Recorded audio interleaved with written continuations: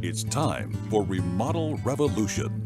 And now, an award-winning contractor with over 40 years' experience. Here is Alex Guthrie. Welcome to another edition of Remodel Revolution. We're here from the Remodel Revolution World Headquarters, deep in the heart of the great state of Texas. I'm your host, Alex Guthrie, and we are going to have a fantastic show today. I'm so happy to be here with you, and I'm so happy to be in an air-conditioned studio because, folks, in case you haven't noticed, it's hot outside. I mean, it's really hot. And one of the things I want to talk about today is on our remodeler's tip is how to protect yourself from the heat. This is the first thing I wanted to talk to you about today, and part of it is because I'm filming videos now, and I'm out in the heat, and I'm thinking, man, how am I going to do this and not have a heat stroke? And so I wanted to tell you that if you're a homeowner and you have people working on your house, you need to make sure that they're taking care of themselves physically so that you don't have a catastrophe on your hands with somebody getting sick or injured. And here's a few tips. Make sure if you're looking at your screen, if you're just listening to the show on the podcast, I'm going to go through this pretty quickly, but you want to be aware of certain things physically that are happening with your body, or if you see somebody complaining, and know when someone is overheated. That's the key thing, is to know when somebody is overheated.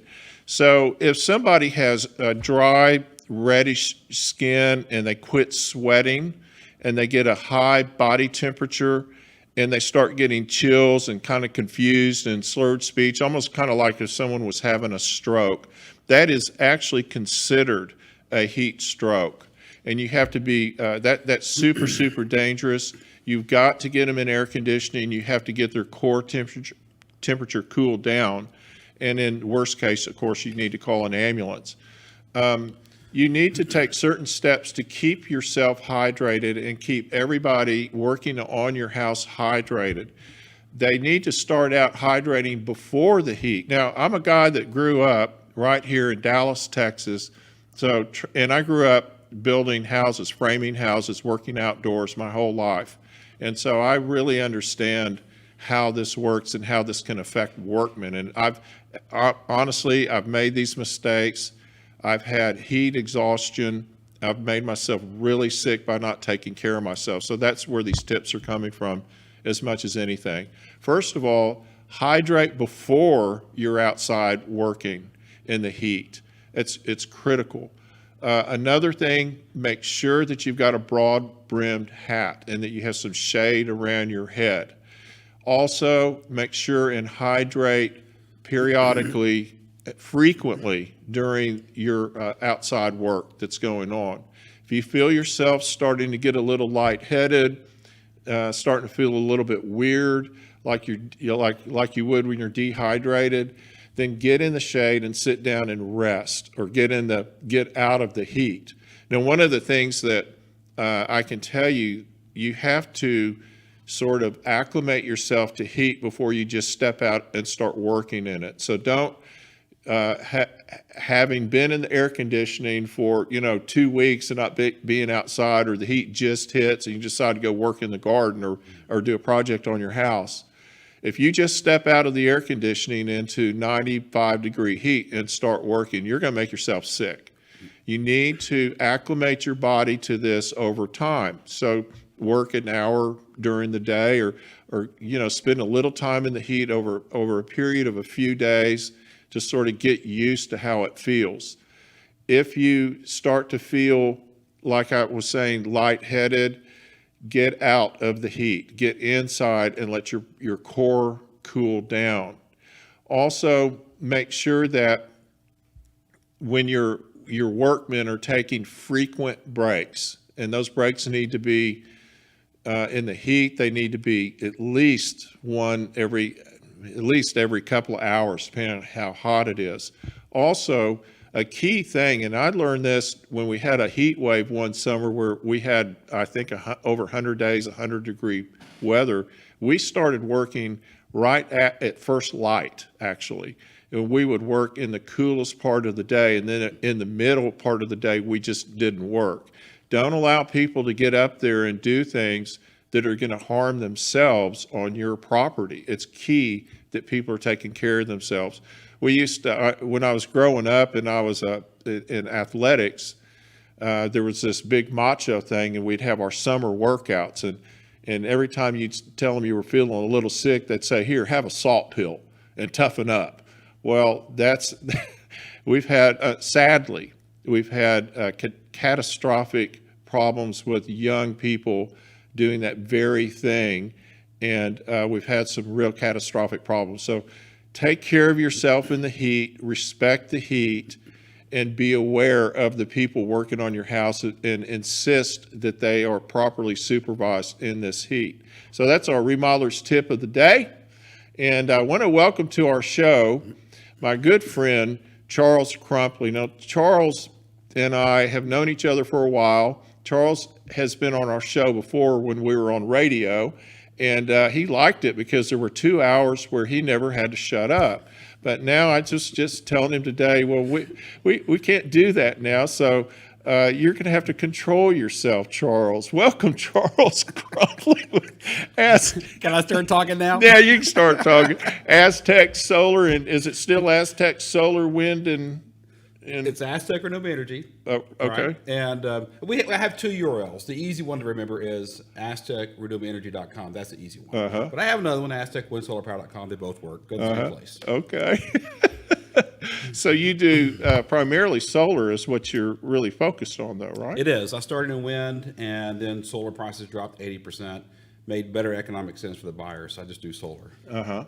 And so I had some questions. Now, you and I were talking before the show, and of course I have all my questions lined up, and then you're starting to tell me, well, that's not what I want to talk about. But there's some things that I do want to talk about, and one of the things I want to start out with is to keep things sort of in perspective of how events have happened over the course of our sort of energy awakening that started in, I guess, the late 70s with the Clean Air Act. Correct. Well, let's do a real brief history of the Clean Air Act so that our audience understands how we got to where we are now. Sure. So the 1977 Clean Air Act, when I was a kid, 10, 12 years old, we didn't have catalytic converters. We didn't have scrubbers on the coal plants. There's a lot of things, a lot of technology and advancements that we didn't have. We just burned the energy and the heck with the consequences. We didn't really know what the consequences were back then, but we do now. We do know what they are, and we created the U.S. Department of Energy actually led the charge on the 1977 Clean Air Act, and there was a lot of concerns about all the jobs leaving, going to Singapore, China, around the world. Our politicians seem like their primary jobs is trade policy, as they manage all of our U.S. companies that left the U.S. and gone over to these other countries. But the reason why we did that is because we're consumers. Here in the United States, we like all we like air conditioning, we like all the products, we like iPhones, we like all the technology, we love all these consumer products. But the manufacturing process to make these products create hazardous waste, and it goes into our air and it goes into our water. So the manufacturers of the time, 1977, was really having trouble getting people to work for minimum wage. That's been an issue. It's an issue today. Minimum wage is still an issue today. But the jobs that they were providing really were minimum wage. So the economists, the thinkers of the world at that time said, okay, we're going to become a service industry, and we're going to export these minimum wage jobs out to other countries that have lower wages and looser environmental laws than what we have here in Texas, or not Texas, but in the United States. In the U.S., yeah. In the U.S., yeah.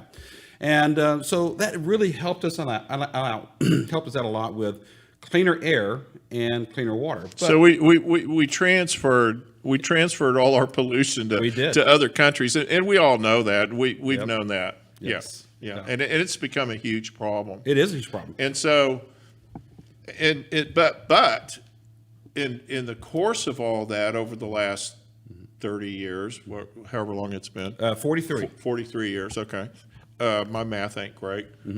I did the math. I'm cheated. I use my iPhone.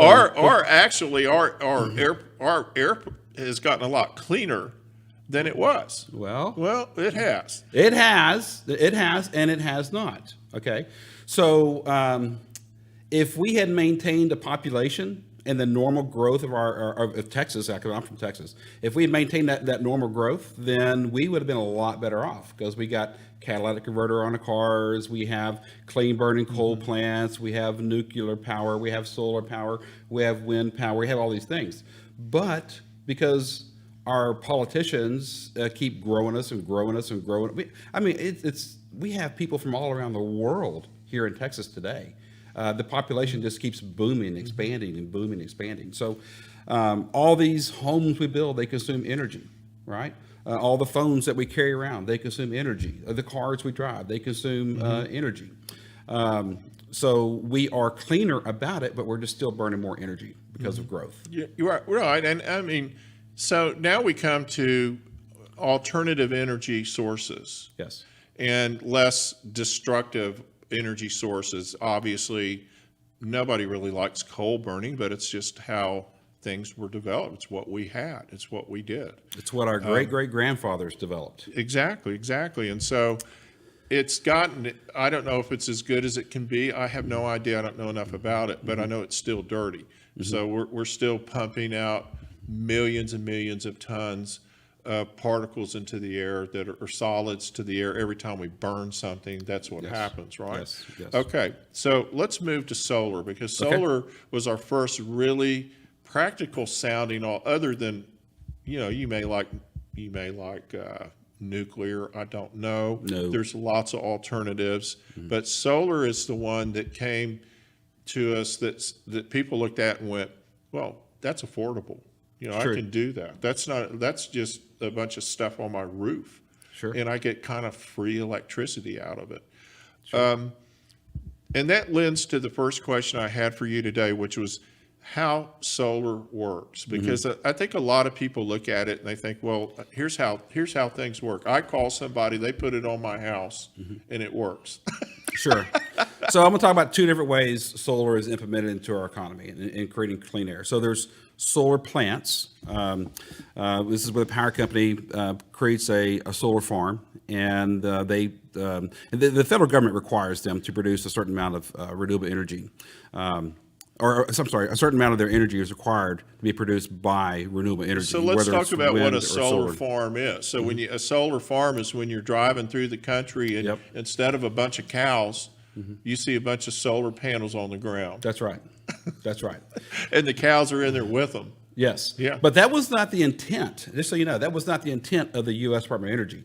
The intent on renewable energy was to utilize the existing utility infrastructure, utilizing the lines already going to your house, utilizing the transformer already on your home, and utilizing the 200 amp panel already in your garage. Okay, so no additional infrastructure would be required to get renewable energy to the homes, because now we're going right to your house. Right. We're putting the power right to your panel, and then that panel is being distributed to the devices, the air conditioner, refrigerator, whatever's running at the moment.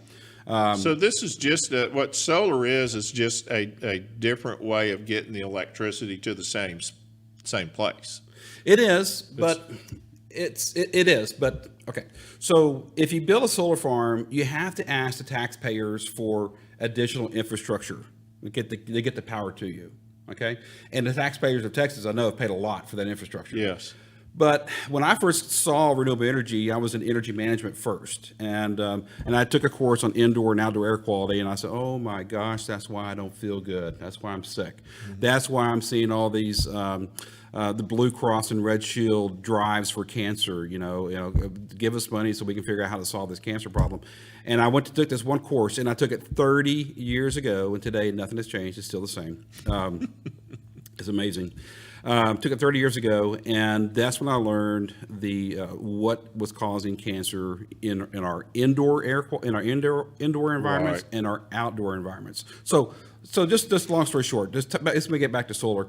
Solar, if you need 30 kilowatt hours a day, well, What's a typical house? around 30. We need about 2,000 square foot homes, around 30 kilowatt hours a day. Okay. So the sun, right, from 10 o'clock in the morning, our panels start amping up around high noon. So as soon as the sun is directly over, our panels are at full power.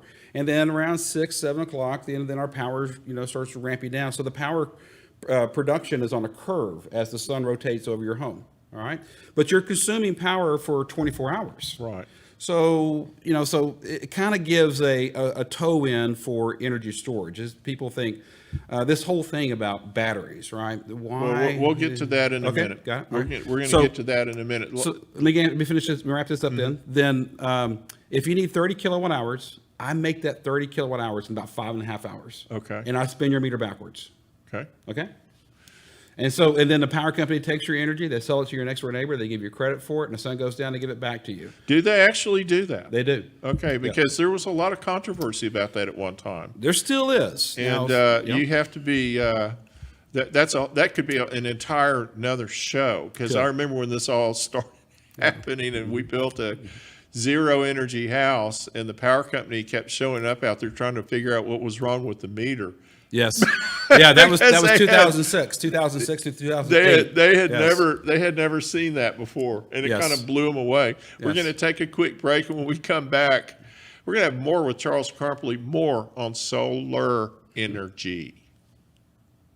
The hardest working and arguably most important system in our homes is our air conditioning and heating system. It heats the air, it cools the air, and it filters the air. That's why it's so critical to have it checked and maintained by the very best professionals available. It's time to contact Total Air and Heat at totalair.com. Get that system pruned and tuned. If you want to have the very best experience, you've got to hire the very best company. Total Air's employees are honest, well-trained, and thoroughly background checked. I never have to worry about sending their technicians out to my clients' homes. Family owned and operated for 3 generations, Total Air and Heat has been a fixture in North Dallas for over 60 years. Total Air is a proud dealer of the Trane air conditioning systems, and you know how hard it is to stop a Trane, so give them a call at 972-881-0020. That's 972-881-0020, or contact them at totalair.com today.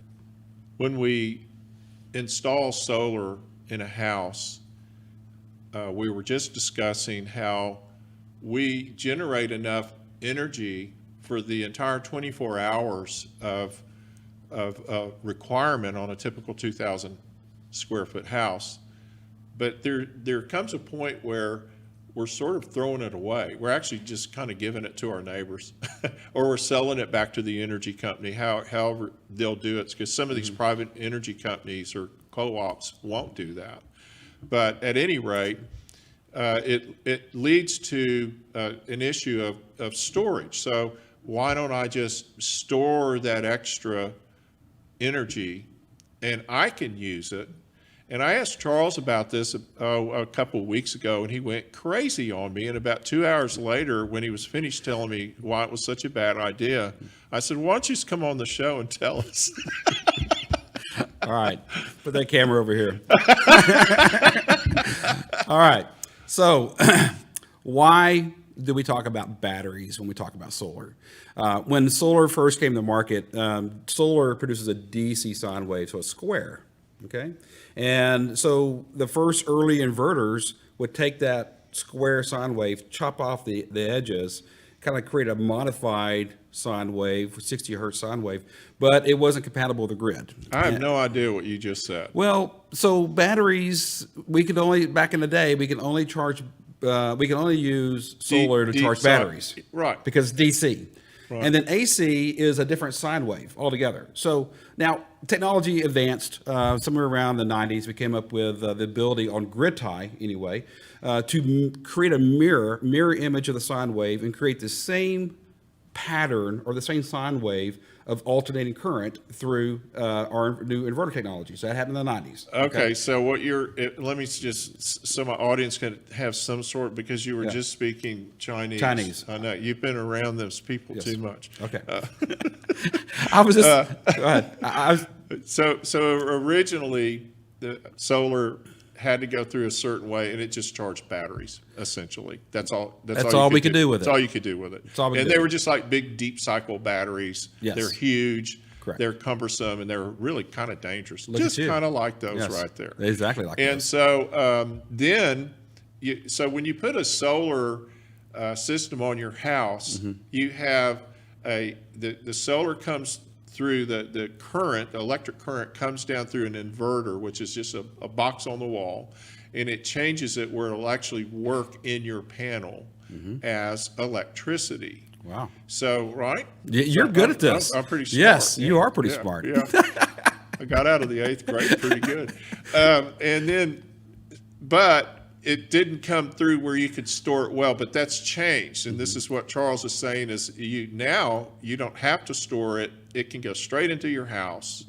Or there are now, like Tesla, who you're not a huge fan of, but they look cool. Yes. And I don't know what else is available, but I am all in favor of the storage system, but you're telling me that it's kind of dangerous. It is dangerous. So let me explain. So I explained the first thing was a technology challenge, and that's how they got associated with solar panels. Then the second thing was California. Okay. Those people. Yeah. Well, California. Well, no, they really pioneered, the technology. No, I love them. I do. Okay. I do. They pioneered a lot of technology. They are tough on us. They're hard on us. Yes. But it's necessary that somebody is. Yes. They have set high standards, and I give them a hard time. But I've got to tell you, that is what keeps us safe. I agree. I cannot disagree with that at all.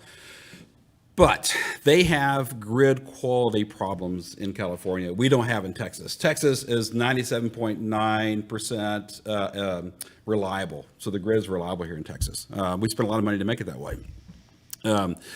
But if you're on a co-op and you're out in East Texas and you have a bunch of 75-foot trees around your power lines, you may have power problems. But if you live in Dallas, Houston, any of the major cities, San Antonio, Austin, very unlikely you're going to experience a power outage unless somebody, ran into a utility pole and, knocked the lines out. But the Public Utility Commission requires the power company to get out and make immediate repairs, even during hurricanes. These guys are out there hanging on for dear lives making repairs. Let's just talk about the difference in California grid and Texas grid. The big difference is we have an independent grid. Texas has an independent power. It's not. I don't know if now they're all tied in. It's way over my head. But we had our own grid system forever. I guess we still do we? It's blurry. Yeah, because we actually export power on the grid to California. Now, but those people are all so mixed up and tied together and weird. I mean, you're right. It's blurry, and the problem is, we were always bragging about how the whole country could go down, but Texas, we don't have to worry about that. Yeah. I don't know. I don't know if that's true. I think we sold them a bunch of bad electricity a few years ago. No, I have to believe that. I think that we're pretty solid with our power reliability in Texas. I would say that if you're looking for solar, you don't necessarily in Texas need to look at investing double the investment actually to get the batteries because the grid is reliable. Now, if you have underlying health conditions, if you're on oxygen, CPAP machines, and you want to you don't want to go to a hotel for 3 or 4 hours or maybe a night. I think that's the worst thing can happen in Texas. Then having emergency power is probably good for you. So, is it better to have a generator instead of storage? I'd say 100% yes. Okay, so this is another thing that Charles does. We'll do another show on that. But I think that's fascinating because, of course, the reason I called you originally was I said, let's do a show on power storage, as I saw these cool batteries, and I thought this is wonderful. You can own your own storage. Well, when we come back from this break, oh, wait a minute. I'm sorry. I'm 5 minutes ahead. I apologize, Ziggy. Never mind. Since we're not taking a break, we're going to talk about this. Yes. You told me that there were some dangerous aspects to these big, giant battery systems. Tell us about that. True. So lithium ion sulfate is the chemistry that we're looking at today for energy storage. So is this what they're using on the electric cars, and it's all lithium? We use it on our iPhones. We use it. That's on, why they hold up. And, Yes. Okay. Yes. All right. So they have deep density. They have nearly, I don't know, I think it's like 10 times the cycle, so they last longer. So instead of replacing the battery every year or two, they can go 6 years. But what people really don't understand is, when you're looking at a home, is cycles. How many times can I fully charge that battery and then take the energy back out of it?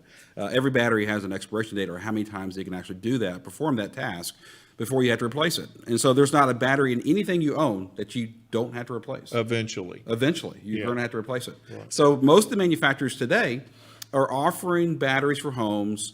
Now in California, they do what's called load shedding. Okay, so they charge for like 4 hours of the day, 36, 46 cents, 26 cents a kilowatt hour. So the economics for a California battery owner is that, okay, I'll release my stored energy during that time. So economically, I can get ahead of this curve. That makes sense. But in Texas, you're on a fixed rate. Okay, so your cost per energy around here is around 11.6, 12, 13. If you're on a co-op, 14, 15 cents, something like that. So the economics for load shedding doesn't make any sense here. So then why? So load shedding is where you're taking the stored energy and you're putting it back into the system? Correct. Okay. Yes. And it makes sense for you economically to do that, because you can afford at this point, there's a return on investment to replace your batteries. Mm-hmm. But here in Texas at a fixed rate, well, not really. So then what are you using it for? You're using it for a UPS, kind of like your old computer UPS, for your home, right? And which really means you're not going to use it. You may not ever use it, but maybe once a year you may have a little power outage and back on, and you're like the backup battery for your computer that's the size of a battery. Yes. Yes.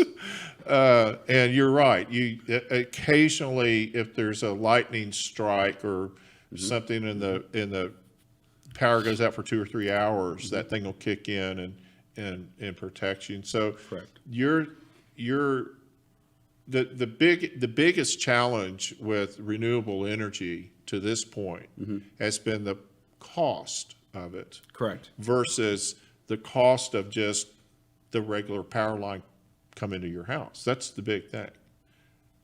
It's like other parts of building a home. No, like we can have geothermal, right? But it's so expensive. Sure. Where you go, well, why would I pay that when I can get just a regular air conditioning system at a fraction of the cost and run it cheaper? Yes. And so it's the same thing. It's got to take time to get these things affordable. They're getting a lot more affordable. Yeah. Let me put this on the table. So I got another call from batteries from a particular customer or prospect, and that is somebody who just bought a piece of property way off the grid, out in the middle of nowhere, paid $2,000, $3,000 per acre, nothing for it, has no utilities, and they've been told by the power company it's going to cost $20,000 to get electricity to you if your neighbor will allow me to get it across their property. If they don't shoot. First. Right, if they don't shoot them, right.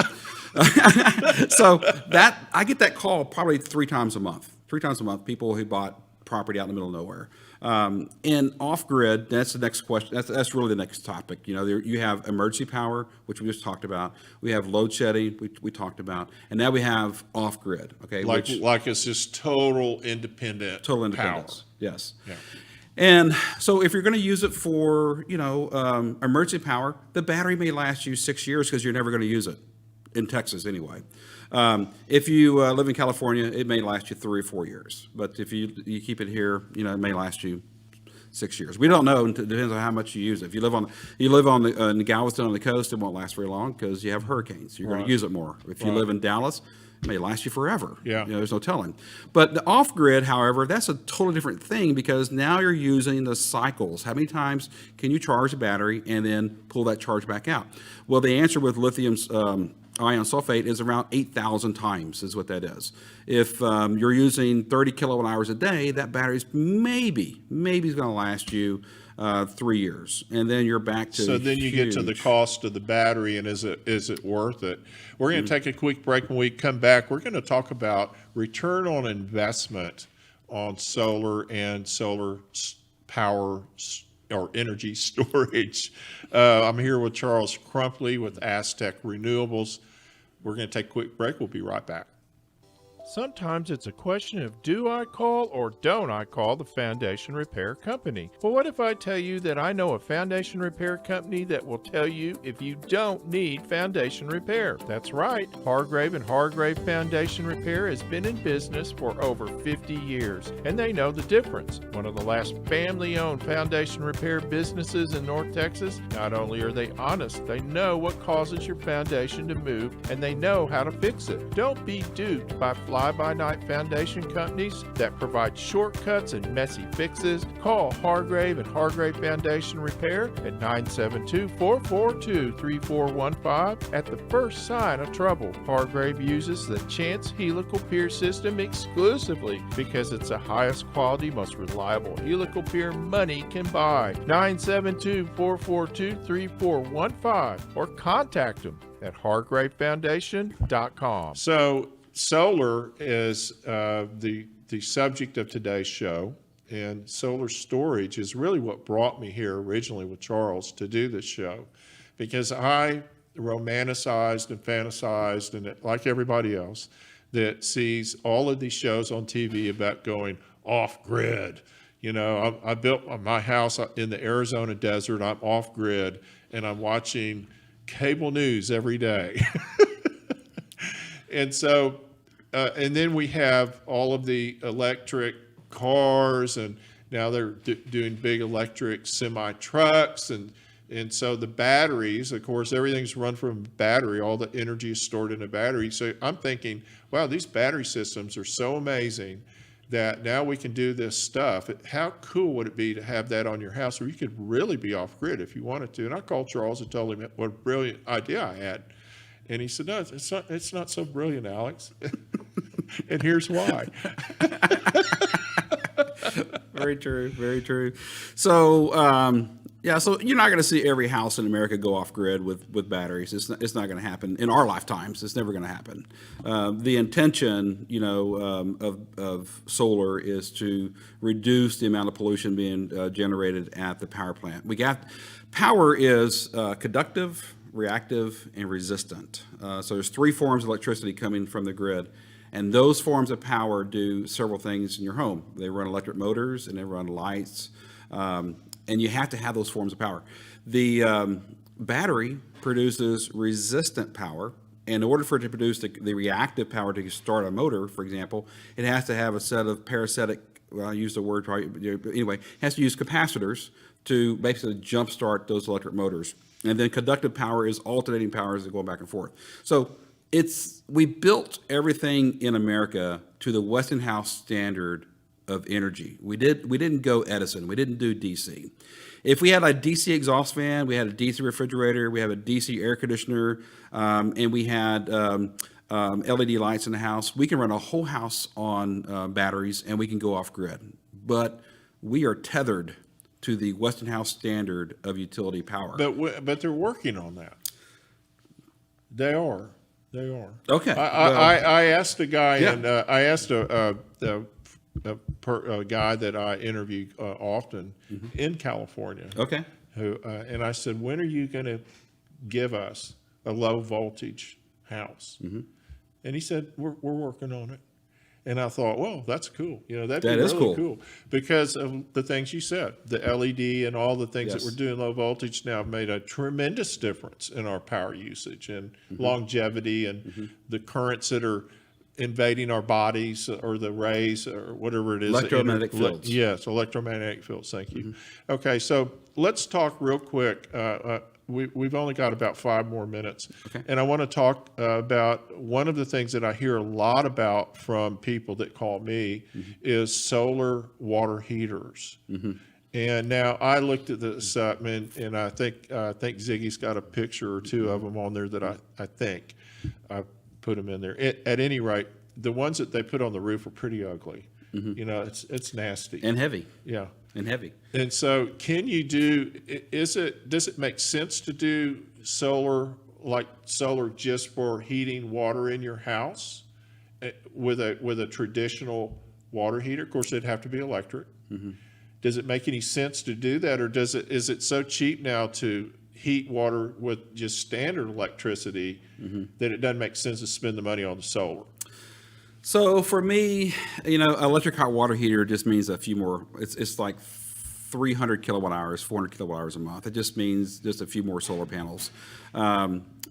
I wouldn't do the challenges with solar hot water. It's economically makes a lot of sense. I mean, if you can get free hot water, why wouldn't you do that? But if you live in a city, you're going to have difficulty finding a plumber, because you have to have an electrician, you have to have a plumber, two different disciplines to install solar hot water on a residential home. And then you also have to include a structural analysis, because water weighs like 8 pounds per gallon. Right. And so you're adding this additional weight to your roof. And now you're talking about one of these solar water heaters that is looks like a big 40-gallon drum laying on its side on top of a solar panel or two or whatever. That's the pictures that I was able to find. Yeah. That look fantastic out in the Arizona desert. Sure. I mean, they're beautiful. They're up on your roof, and you're like, okay, that dude's he's rocking it. He's got hot water. Well, solar hot water makes great sense for swimming pools.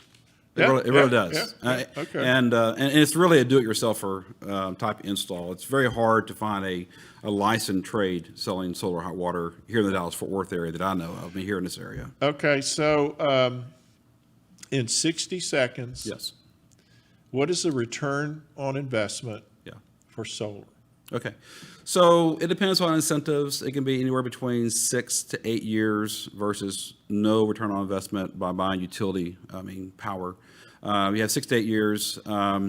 You have like 8 to 14, depending on performance and depending on, selected options and financing and so forth. But you have like a 8 to 14% rate of return. You're basically converting a utility bill you're going to have forever, subject to price increases every year, which is around 3.4%.